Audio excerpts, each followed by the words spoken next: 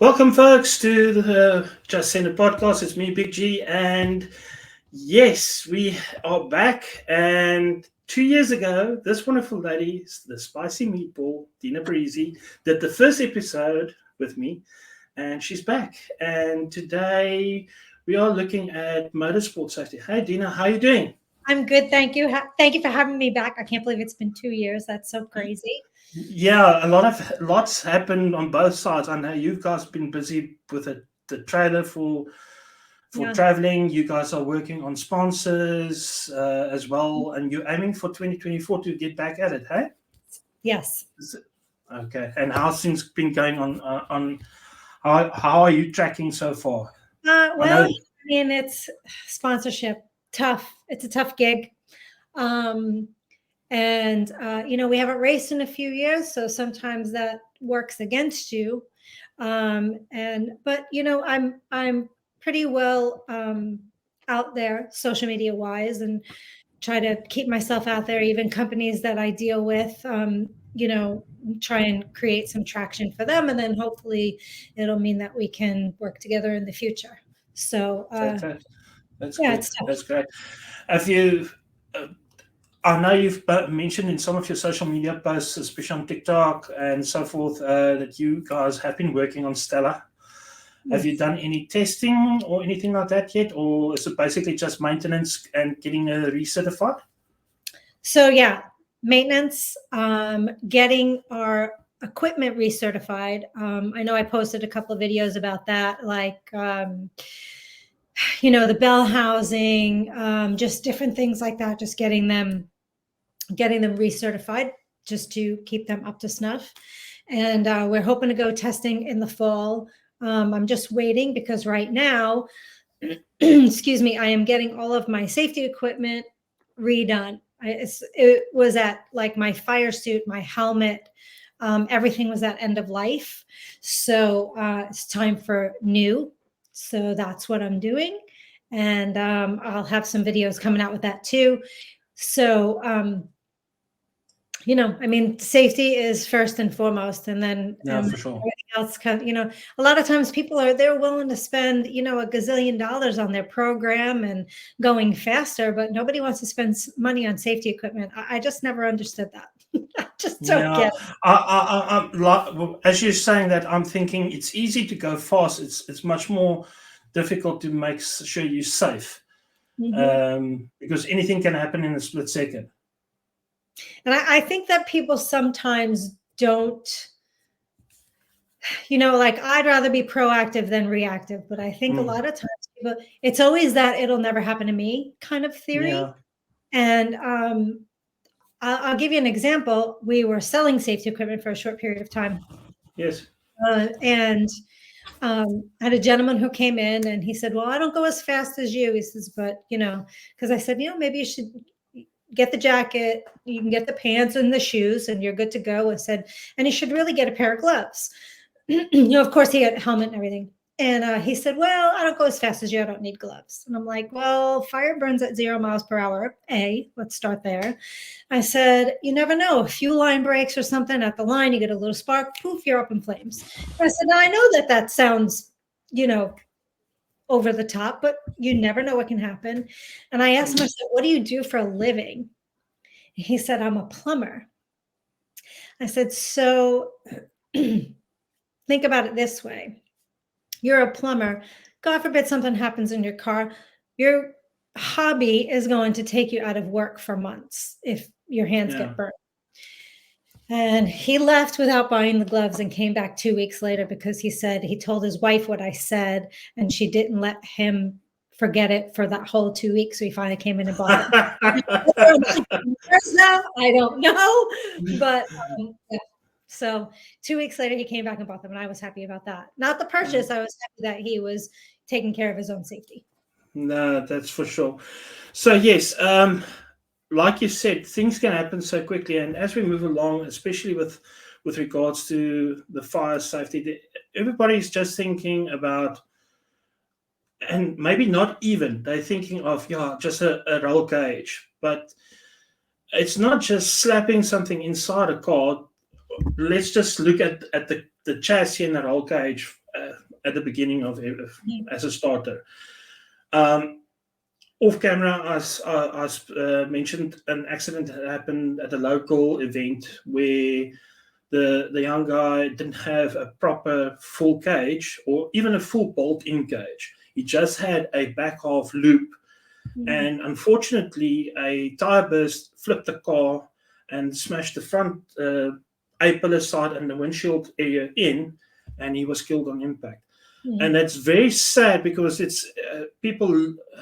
He lost his life, and again, it's easy to go. I mentioned it to you in a message or in an email as we've been talking back and forth. Rather, and you acknowledge that it's better to over-engineer your cage or your chassis for safety, and then work from there to make your car faster.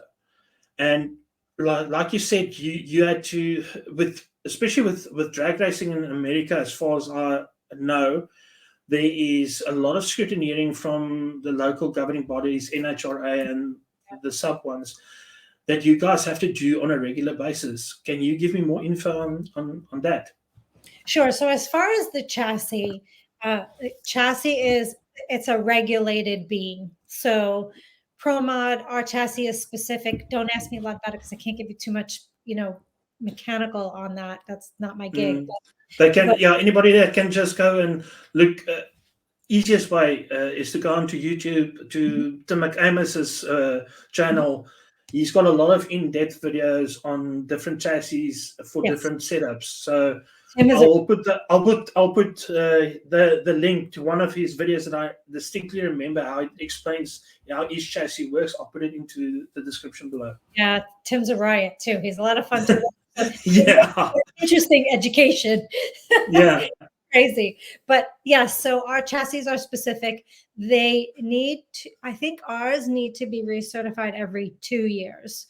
So there have been times where we needed recertification and we went to a race and the officials there were able to, we asked them ahead of time, are you able to recertify? They say yes.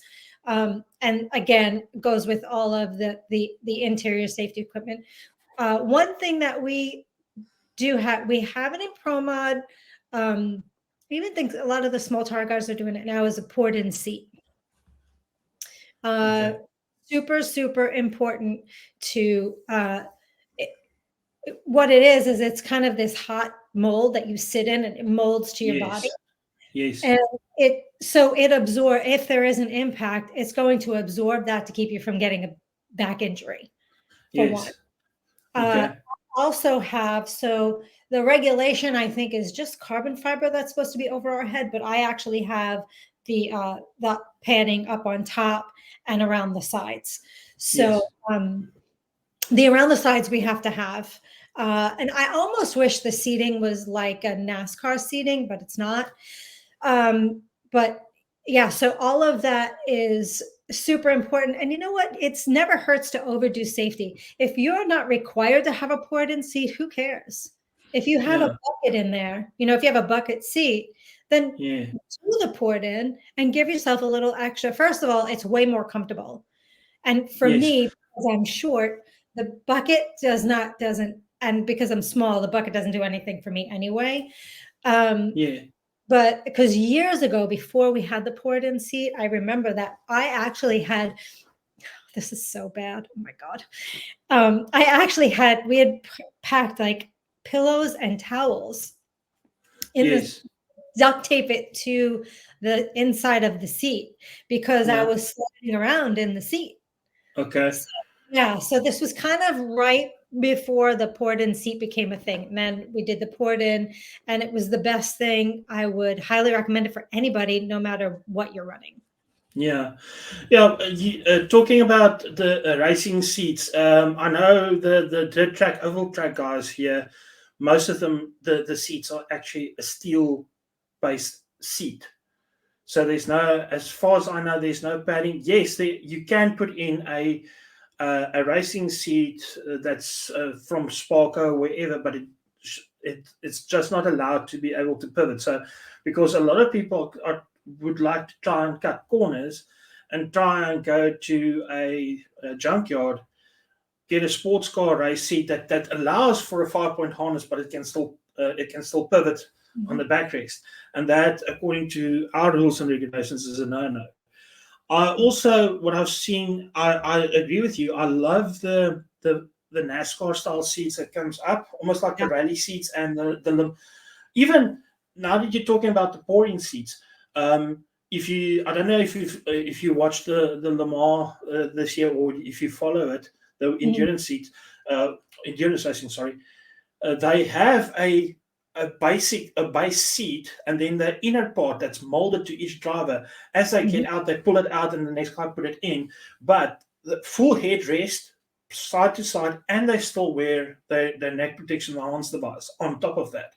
And I feel I personally would much rather work that little bit extra and try and attain one of those seats for head protection, neck protection, and my entire body, irrespective of what class of motorsport I do. If I can fit one of those seats, I'm going to do it.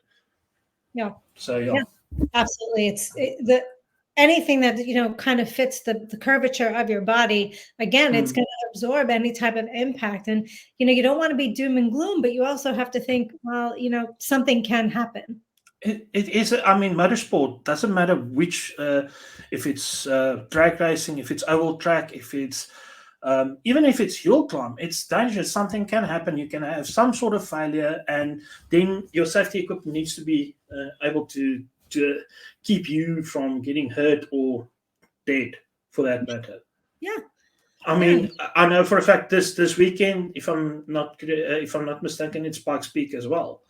So I'm trying to see I'm trying to follow there as well, and especially those guys. I mean, if you look at our the local hill climb that we've got, Shamola, it is steep, but it's not like something like Mount Washington or Pikes Peak where you look down, and if the car actually goes off, you're going to go down a huge hill. Yeah, that's no thank you from me, honestly. Yeah. So, but to get back to the crux of the story, the seating for it, I do agree with you. There is one of the it's definitely one of the biggest parts, especially for your spinal column, and obviously with that goes your straps, your harness. It's usually a 5-point harness that you guys also run, correct?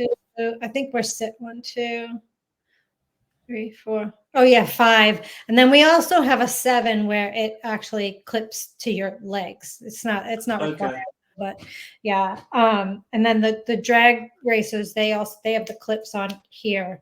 That clips I don't know if this clips the steering wheel, or so there's a little bit of a different. I've never driven a drag, so I don't know, but I know they have a little different. Yeah, I've seen it on the Top Fuel and the funny car guys. They usually have that. Yeah. And then the biggest thing too is you have seatbelts, so use them properly. I know of at least one person who is in a wheelchair because they didn't. I don't even want to say if it's a guy or a girl, but they didn't tighten their belts. Had a severe crash. Yes. It was a top-end crash into the wall, and spine compression and all of that because they didn't have their belts tightened the way they should have been. So they actually kind of slid down in the seat as things happen, and then hurt their spine. And to touch on that note, so as I know you've done a lot of you put these usually regularly on TikTok and Instagram reels about you strapping in, or you show in-car shots before you launch. Correct me if I'm wrong, but I do see, like most of the guys, I've even seen Formula One guys do it. A lot of other motorsport guys, they sit in on the start line, and then they will move as far back into the seat and tug on it to make sure it's tight. You do the same, correct? Yeah, we all just because of that. Mine don't even go anywhere because I'm so tight in, but it's habit to just do that before you leave. It's muscle memory. Yeah, the guys usually, they strap me in. It's either Dave or my husband, usually Dave, and yeah. So the lap belts, we have a pull-up lap belt, And Mhm. that's really good because he kind of puts his foot on the car and just pulls it up as tight Yank as it, he can. yeah. And same thing with here, pulls those down, and we always kind of pull them down, wiggle a little bit, pull them down, wiggle a little bit, make sure that you don't have any moving room. Once you can't do that anymore, then you're good. I'm actually getting a picture of if the scene in Apollo 13 where they strap the 3 astronauts in when they step Yeah, on the guy and he actually pulls it. I'm getting that picture in my head right now. exactly. Okay. We call it because when it's like a gazillion degrees out, and he's trying to get me strapped in and get him. I'm 5 feet tall, I'm like 125 pounds, whatever. So putting me in that car is like it takes a bit of more of tightening than it would probably for a guy. So Mm-hmm. there's a little loop at the end of the seatbelt. So he puts like a Yeah. wrench and then pulls the wrench like this, and we call it the Pro Mod 4000. We're like the Pro Mod. It's like it's his workout for the day. Meanwhile, he's sweating, he's dripping sweat everywhere. It's hilarious. Okay, great. So then, so it's when so that covers seats and seat belts and your chassis, and then obviously inside the car there's fire extinguisher equipment as well, that you can deploy. Do you deploy it manually or is it triggered by an event? It's manual. So I believe I actually have a video on that too, somewhat like my reels, and it's probably on TikTok also. And I really got to get my YouTube going, but that's another story. And so we have one lever up here, which is Yes. my chute lever is up here to the Yeah. side. It's kind of hanging down in the car. I don't have Yeah. any pictures here. That is the fire lever. And it's Okay. funny because the one video that I did about that was there's a pin that goes in the fire lever, like when the car Yes. is traveling, so that if you hit a bump or something, it's not going to deploy on its own. Mm. And I did a video about taking that pin out. We take that pin out very beginning of the day. Once again, because you never know what can happen. I've seen fires happen in the pits too. Yeah. We also always have a fire extinguisher on hand in the pits, right next to the trailer. There's usually one inside the trailer, and we have one outside the trailer. God forbid anything happens in either spot. Yeah. So I know everybody thinks some people like that's overkill. I'm like, but we're gonna live to race another day. Do you know what I mean? Yeah. Like that's what it's all about. So yeah, if something happens, there's these little nozzles in certain parts of the cockpit, and the fire bottles are in the back. And Yes. and so if needed, knock wood that we don't ever need it, but if needed, it's there. Okay. All right. Great. So then moving on, probably another crucial piece of equipment is your race suit or fire suit. Mhm. And obviously, and something that I've seen, for each and every discipline of motorsport, there's a different type. For go-karting, there's certain extra protection and it's made of a slightly different outer material. For oval track, with our rules and regulations, you need a minimum of a level 1 suit. That's usually only one layer. But I Mhm. know, as soon as you go up to other forms of on track or hill climb, etc., it's usually a level 3 Mhm. minimum suit. And I've seen it so many times, how a race suit again can say it's definitely crucial for burns. I'm thinking of way back when, and fire retardant materials have come so far. Yeah. Looking back at the days of when late Nicky Lauda got burned so badly, and then you look at was it 2019 when Romain Grosjean went through the barriers, car broke in half, and he had minor burns on his hand and feet, exactly because he had the correct fire suit and full gear on. Would you like to elaborate on what Yeah, you so guys use? this is a super old jacket. I mean, Okay. 2006 it says on it. And you can see this one is a 15. But hang on. It's now, I believe, mandatory for us to wear a one piece instead of a Okay. two. I Yes. always like the one piece because I feel like the two rides up a little bit, and I didn't want that separation. Yeah. So you can see on here, we have to wear a 20. Okay. So you can see that 20, and you can Yes. see 2017. So she's old and done out, but we also, I'm gonna reach down here. Okay.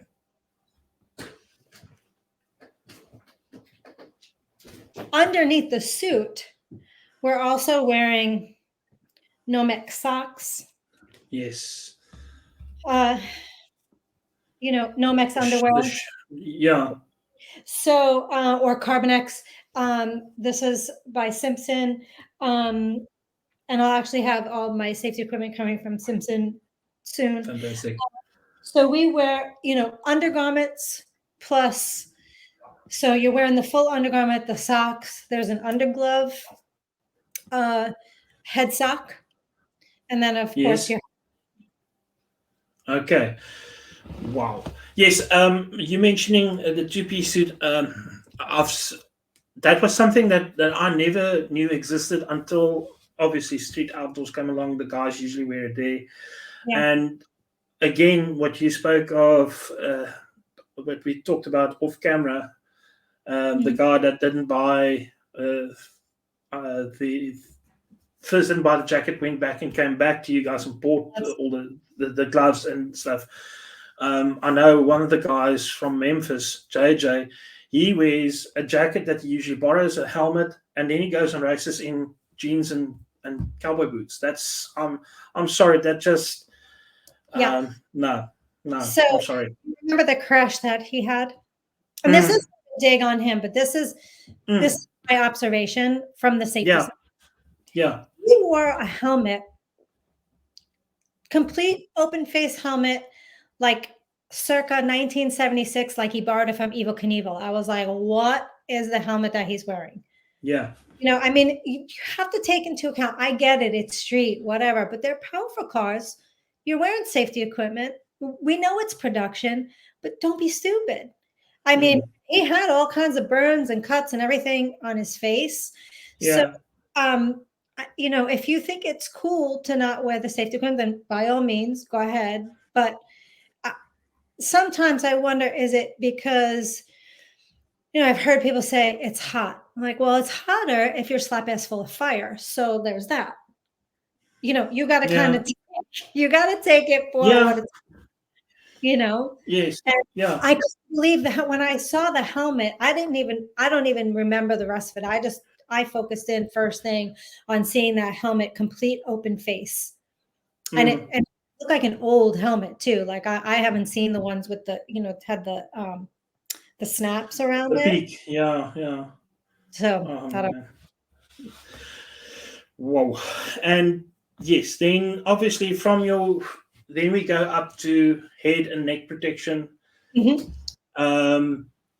Obviously, before you get to the helmet, it's your neck brace or harness, hand and head and neck support.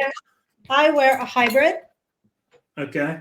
For another Simpson product. I've seen a few guys. I think it is Guy Kelly uses that one as well. That goes around. It goes around the top part of your chest, correct?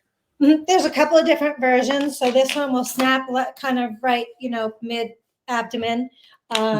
And so you can see the snap there. This through the seatbelt. Yes. These are attached to the helmet, and it's so that you don't have too much play with your head, and then this will protect your neck. And you can, you can wear a neck collar with this too if you want, from what I'm told. But I have to say I love the hybrid, and these are for when the clip is closed, when it's on the helmet and it's closed. Yeah. You just pull this and it releases it. Okay. So that you can get out of it. Once you get out of the car, that you can get out of it. And I'll show you. The clips are. Yeah. That's the helmet. Yes, there's the attachment points. Okay. Yeah, and obviously I think where most of the people start started picking up racing drivers of all disciplines wearing neck support is after 1994 and Ayrton Senna's crash at Imola. And that was part of the reason why he succumbed to his injuries. And after that, obviously, the harms came up, and then extra support on the cars themselves. Yeah, I know. I've also seen some guys, like you said, it's like a collar that you can put in. It looks similar to what the go-kart guys wear as well these days. I have one somewhere. I don't think it's in. I don't think I have it next to me, but okay, no problem. They can do. There are guys that are in. Maybe they're running like 10s. They'll wear just the color around. The juniors will wear that. But it's a good tool. It's a good tool. I personally like hybrid because I really feel like it keeps your head from it snaps here. So you're right here. So it keeps your head from moving side to side. Or forward. Yeah. And then obviously you've just shown your helmet. And that's also a custom design that you got on there. You probably have somebody and the caddy logo is on there. Did you get somebody to do it afterwards? So it was probably matte white or black carbon fiber. From what material is your I can't. I've had it for a while. I can't remember. I want to say it was black, not carbon fiber, but actually the one I'm getting is carbon fiber. And one of the new rules that we have is that we have to have a fresh air system. So, which I'm happy about because I suffer from migraines, so I'm really happy about the fresh air system. Okay. And that's something that I'm going to be moving up to. Maybe we'll do a catch-up episode after this. Yeah, for sure. Now that you're talking about the fresh air, that's something that I remember the first time I saw that was way back when I started watching Australian supercars, the V8 supercar series with the Fords and the Holdens.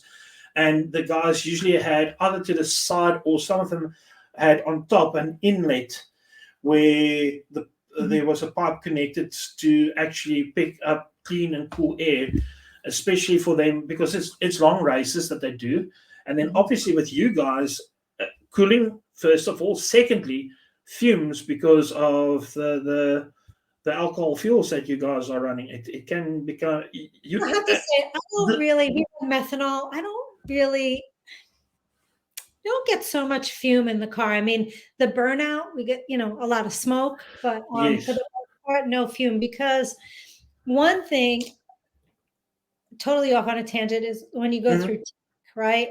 You go through tech and they're going to make sure, because we actually had this issue and it was fine. We fixed it, but you have to have no kind of air holes in the firewall.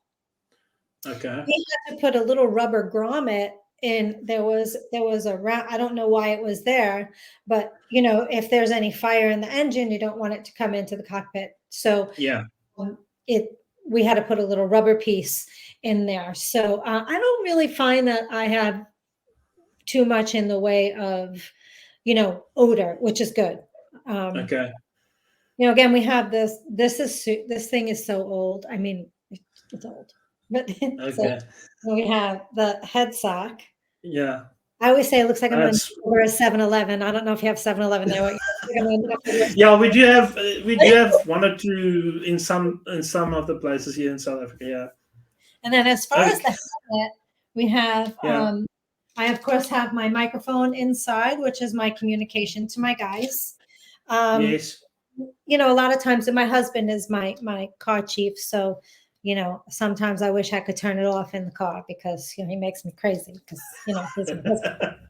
Now you can actually some of the videos that you post, you can actually when Andrew's backing you up or you can see Stella pulling off, you can see the radios on the hips of the guys to the headsets, and obviously that's the only way you can that, and obviously hand signals that you guys use to indicate something, but otherwise a blower car is usually, I know Stevie Fast one video, they're loud, and Mm.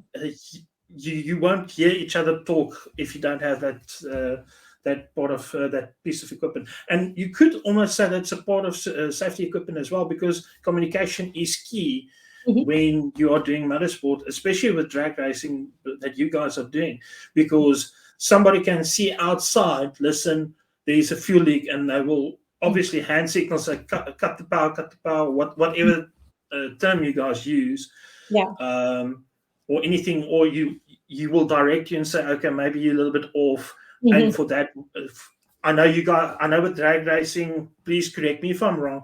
If you hit the track at a wrong angle, there is a slight possibility that you can veer off to one or other side, or the car might hook up on the one side and it flips it around. Mhm. What happened with the Corvette? Yes. So yeah, So I would consider radio comms as part of safety equipment as well. yeah. So when we'll do the burnout, and that kind of lays the foundation for where what we want to back up into and the tracks that we want to be in, and we call that the groove. Yes. Um, and so they'll back you up into the same tracks of where you just did the burnout. There are times where you have to alter that a little bit. It could be in variation to where you are from the tree. Like there was when I had the different blower hat, we had to move me out a little bit, unfortunately, on the left-hand side because I couldn't see. See the Hey, tree. I'm vertically challenged, so there's that. But I couldn't see the tree. So, and I don't like, because you'll see sometimes where they do this, selling them, right, left, right, left. I don't like, that's not comfortable for me to have someone in front of me telling me where to Yeah. go. I don't know why, but I don't like it. So I Yeah. have my husband on the radio, Yes. or whomever on the radio. And listen, there's been times when my husband goes right, meaning turn the wheel. So I'm going to the right. Yeah. He'll go right, and I'll go right, and he'll go right. And I'm like, did you mean my? And then he'll go, Okay. oh yeah. Yeah. You talk. I'm actually going to link that video where I'm going to put the link to Stevie Fast's video where he talks about when he still ran the shadow before he joined Bahrain 1. And he also said that the guy that backs him up, he would say left, left. And by the way, the guy said left, left, left, left. It's like turn it more, move it more. So Yeah, sometimes, it is kind of the way they say it. Like I'll know if it needs to be a quickie or a yeah, little bit more of a turn. Yeah, and I can yeah, tell by the way he says it. Like we really have, our team is pretty much like a well choreographed ballet. Um, everybody has their specific job. We don't stray from that because we don't want to forget anything. We don't want to miss anything. And that comes with when the car goes back to the pits as well as being on the racetrack.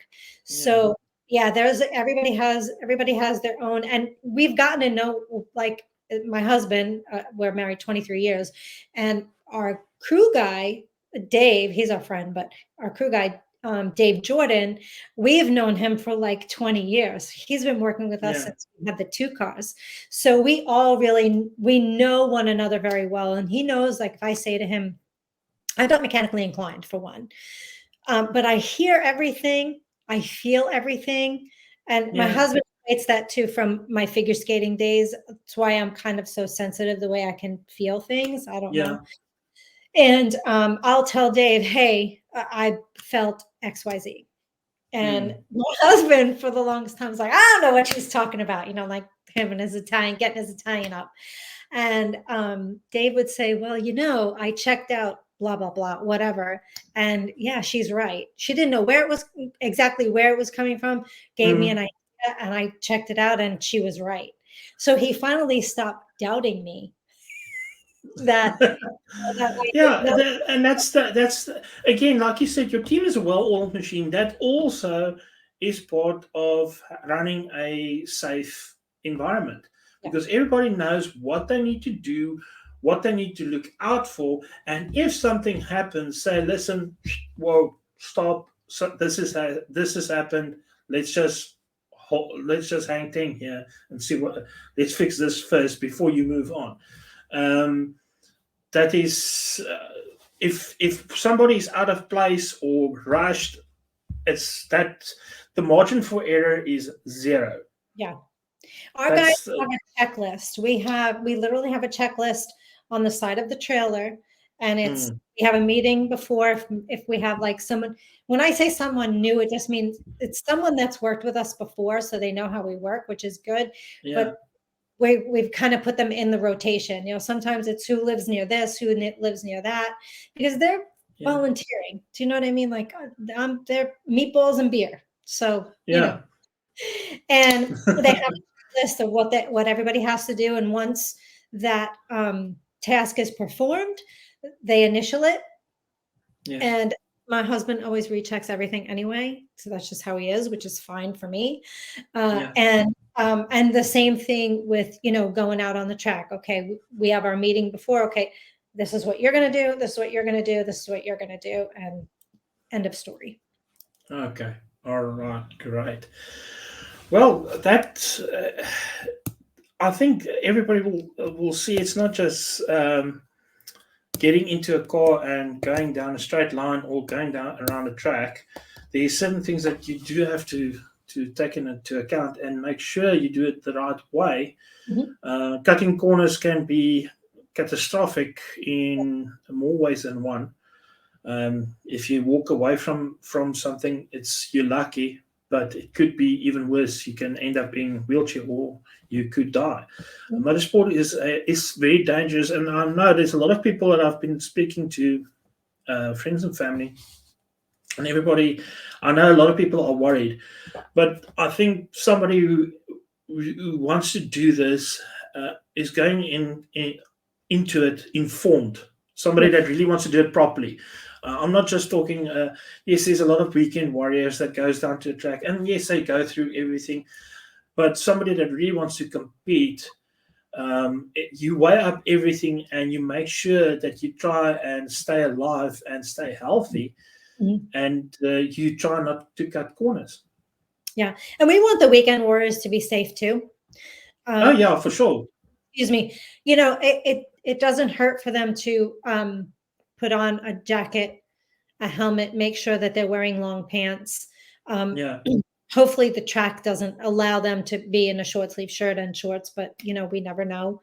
There is one cool thing. So within this helmet, it's called an eject button. I have a video for that too. And we get this for Simpsons. So what this is you can't see it. It's underneath the padding. There's a little square like this. And on the top of the head, if God forbid something happens, catastrophic, and they want to make sure that they're not that you don't have like a head injury or a neck injury. What they do is they're going to put air in this tube, and it's going to assist with pulling the helmet up off your head without someone having to maneuver it to move your head. So it'll push it up for them, and then they can just take it straight off. Wow, and that is something that's really, really great. And that too, something that just crossed my mind is helmet fitting. Yeah. How crucial is it to get the fitment of your helmet correct? That's super important. I can just think if it's too tight, it can cause extra injury. If it's too loose, it's also a possible. It can turn into a bad day. You know what else people forget? To actually wear the chin strap. Yeah. Because I just watched a video. It was a little boy, actually. And it made me so mad. It was a little boy, and he got a new bicycle or whatever, and he had a nice helmet on. They never clipped the bottom. So the kid hit the curb. He went flying up in the air, and the helmet went flying off. And, I mean, it seemed like the kid was okay. He didn't hit his head. He actually hit his stomach. The poor thing. I felt horrible for him. But the helmet going flying off, well, what good is that going to do you? Yeah, for sure. That's the whole part of it. That's the whole reason why the chin strap is there, to keep it onto your head, onto your noggin. Yeah, and it's funny to me that that people don't think to put that on. I'm like, well, your helmet is no good to you if it's, if it flies off your head and winds up. Yeah, So, I remember. This is now a completely different sport. When I was in high school, we played cricket, and a lot of the guys that did wear helmets, they did. There's also a chin strap with a cup that you usually put under your chin. yeah. And so what they would do is they will fold it inside and just put it on. But the thing is, what happens is if that if the ball comes up to you, it hits you underneath, and it actually lifts the grill. It looks similar to your NFL grills almost. Okay. It will lift up the helmet and it will hit you in the face. But if you've got that chin strap on it, the movement is literally a few millimeters. So it will hit the steel bars instead of hitting you in the face. And it comes to the same principle. Yeah. Yeah. So Crazy. crazy.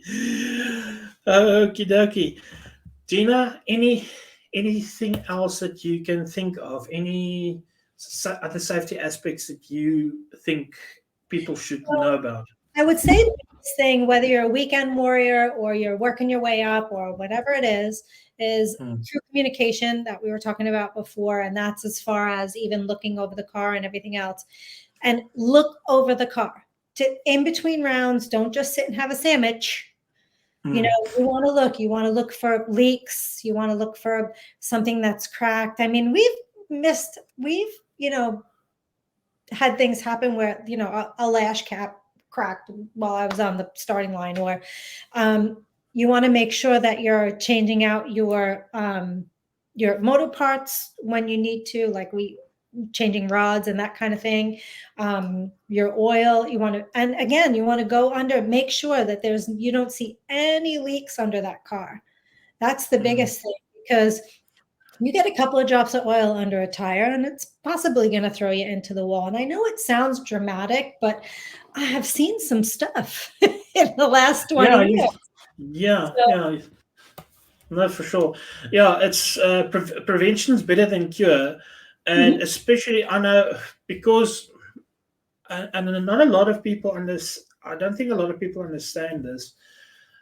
Even though I haven't had any seat or track time, I know mechanically enough and structurally enough that, especially any race car, whether it's a pro mod, whether it's a GTE class car, or even a Formula One car, if there's some break somewhere in the chassis or somewhere on that car, it's going to change the characteristics of how that car is going to handle.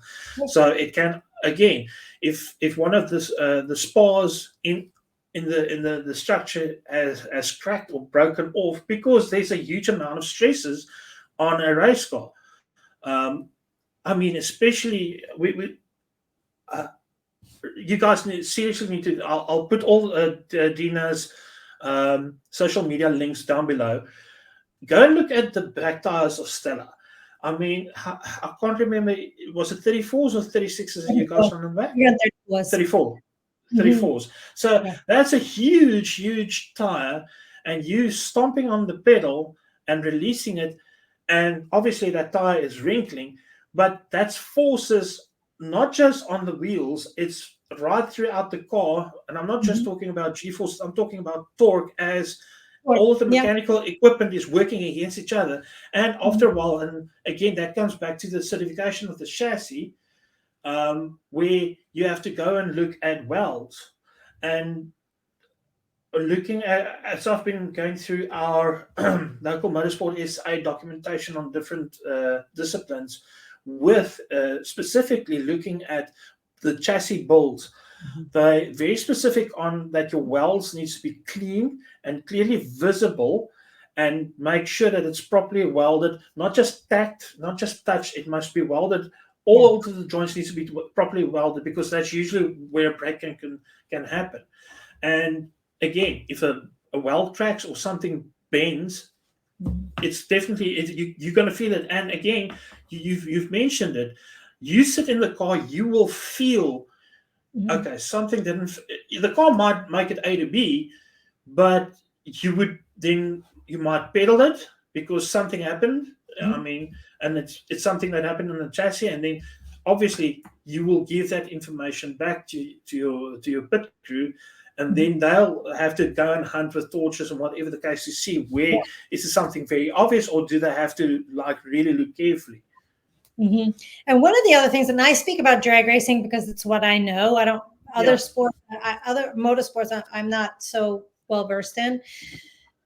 But so in drag racing, one of the best things to do, again, whether you're a weekend warrior or you're, going up ranks, is once that car does the burnout and comes back and you put it in neutral and you're sitting there for a split second while they're checking your wheelie bars, whatever, one crew member, his job, like with our guys, there's always one crew member, and his job is to look under the car. Yes. Because even after the burnout, you never know. You can converter fluid, oil, anything can be coming down under that car. So they take a look underneath there. And it's funny because I watch racing, especially I'm having to watch it online now because we're not racing. And I notice so many that are not doing that. And it's such an important safety feature just to take that minute and to take a look. At night, my guys go into there, they have a flashlight, they look and make sure that nothing is standing out to them before they let the car go. Okay. Well, thank you, Dina, for being back on to the show. I really appreciate it. Thank you for your kind words and support. And thank you for your insights. Even though I talk about a broad strokes of motorsport, you bring your what you know, and it's still applicable right across the board. Doesn't matter. Safety is safety. The big thing is doesn't matter what discipline of motorsport you are doing, you need to go and get the proper documentation from whichever governing body you are racing under, and see what they specifically prescribe to your gear, your whatever you need to wear. Sorry, look at the minimums, but rather go one up or get the proper gear. Absolutely. And make sure you're safe than to cut corners, and it could end tragic. Yeah. And that is a good point, is to go and look at the rules for what you're wanting to run, whatever it may be.